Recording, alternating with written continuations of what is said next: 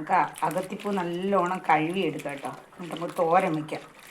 നല്ലോണം കഴുകണം, നല്ലോണം അടിപൊളിയായിട്ട് കഴുകണം. മണ്ണ ഒന്നും പാടില്ല. നല്ലോണം കഴുകിയിട്ട് നമുക്ക് കൊച്ചായിട്ട് അരിഞ്ഞെടുക്കാം. അകത്തിപ്പൂ അരിഞ്ഞുകൊണ്ടിരിക്കുകയാണ്. ഇത് കണക്ക് ചെറുതായിട്ട് അരിയണം. ബാക്കി അരിയട്ടെ. ഉള്ളിയും പച്ചമുളകും നമുക്ക് തോരൻ അരിയാം. പൂ അരിഞ്ഞു വെച്ചിട്ടുണ്ട്, അകത്തിപ്പൂ അരിഞ്ഞു വെച്ചിട്ടുണ്ട്. അതുകൊണ്ട് നമുക്കൊരു മുട്ടയും കൂടി ഇതിൻ്റെ കൂടെ ചേർക്കാം. പിന്നെ വേണ്ടതെന്ന് വെച്ചാൽ ഇതാ ഒരു വലിയ കപ്പുള്ളിയും പച്ചമുളകും, പിന്നെ തേങ്ങ അരപ്പിന്, മഞ്ഞൾപ്പൊടി, മുളക് പൊടി, ജീരകം, വെളുത്തുള്ളി ഇത് ചതച്ചെടുക്കണം. നമുക്ക് എങ്ങനെ തോരൻ വയ്ക്കുന്നത് നോക്കാം. നമുക്ക് എണ്ണ ഒഴിച്ചു കൊടുക്കാം. എണ്ണ ഒഴിയട്ടെ. നമുക്ക് കടുക് ഇട്ട് കൊടുക്കാം. കടുക് പൊട്ടട്ടെ. കടുക് ഉള്ളി ഇട്ട് കൊടുക്കാം കേട്ടോ. ഉള്ളി ഇട്ട് കൊടുക്കാം. ഉള്ളി വാട്ടാം. ഞാൻ മാത്രമേ ഉള്ളൂ കേട്ടോ, വീഡിയോ എടുക്കാൻ ആരുമില്ല. ഞാൻ തന്നെ എടുക്കുന്നതുകൊണ്ടാണ് നിങ്ങൾക്ക്. ഉള്ളി ഒന്ന് നല്ലോണം വാടട്ടെ. സമയം കൊണ്ട് നമുക്ക് തോരനൊന്ന് ചതച്ചെടുക്കാം. ഉള്ളി എവിടെ കിടന്ന് വാടട്ടെ കേട്ടോ. ഓക്കെ, അരപ്പ് അരച്ച് വെച്ചിട്ടുണ്ട് തോരന്. ഉള്ളി കിടന്ന് വാടട്ടെ. ഒന്ന് വാടി വരണം കേട്ടോ. വാടി വരുമ്പോഴത്തേക്ക് നമുക്ക് ഈ മുട്ട ഉടച്ച് വെച്ചിട്ടുണ്ട്, അതും കൂടി അങ്ങ് ഒഴിച്ചു കൊടുക്കാം കേട്ടോ. മുട്ട ഉടച്ചിരുന്നത് കിടക്കട്ടെ. നമ്മുടെ തോരൻ്റെ ഒരു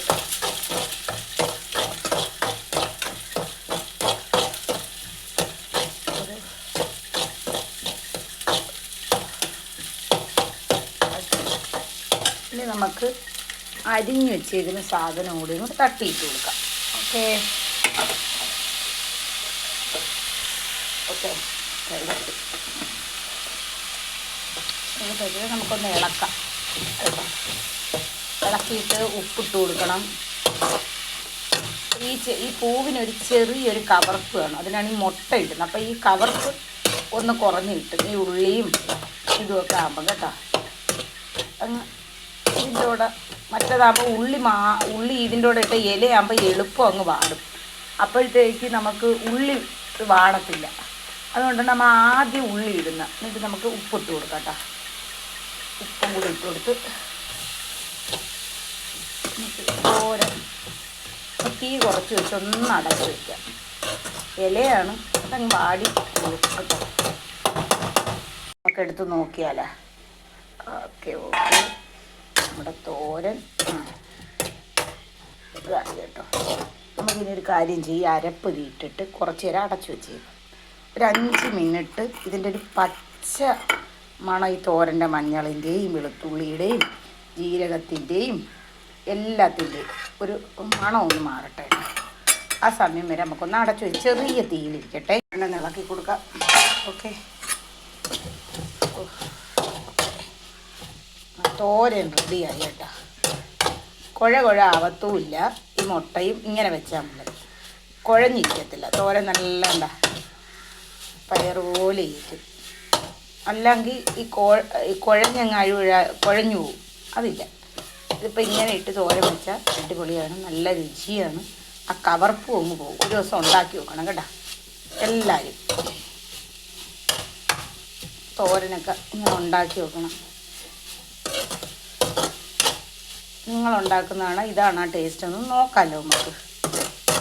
ചിലപ്പോൾ നിങ്ങളുണ്ടാക്കുന്നതായിരിക്കും ടേസ്റ്റ്, അത് ഓരോരുത്തരും ഇഷ്ടമുള്ളൂ. പക്ഷെ എന്തായാലും ഇതൊന്ന് ടേസ്റ്റ് ഇത് ചെയ്ത് ഒന്ന് നോക്കണം കേട്ടോ. ഈ പൂവ് നല്ലതാണ്. ഈ നമ്മുടെ തൊണ്ടയിൽ നാക്കിലൊക്കെ പൊക്കൽ വരും.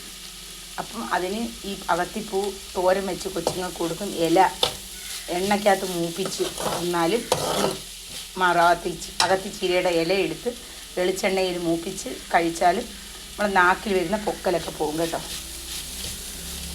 തോരൻ വെച്ച് എല്ലാവരും വെച്ച് നോക്കണം കേട്ടോ. ഇന്ന് ഞാൻ വെച്ച കറിയാണ് കിളിവറുണ്ട്, പുളിമോളം, മുള്ളുവാള തേങ്ങ അരച്ച് വെച്ച് മുള്ളുവാള പൊരിച്ച്, നമ്മുടെ തോരൻ, മീൻ പൊരിച്ചത്. ഇത്രയേ ഉള്ളൂ ഇന്നത്തെ ഉച്ചക്കത്തെ ഊണ് കേട്ടോ.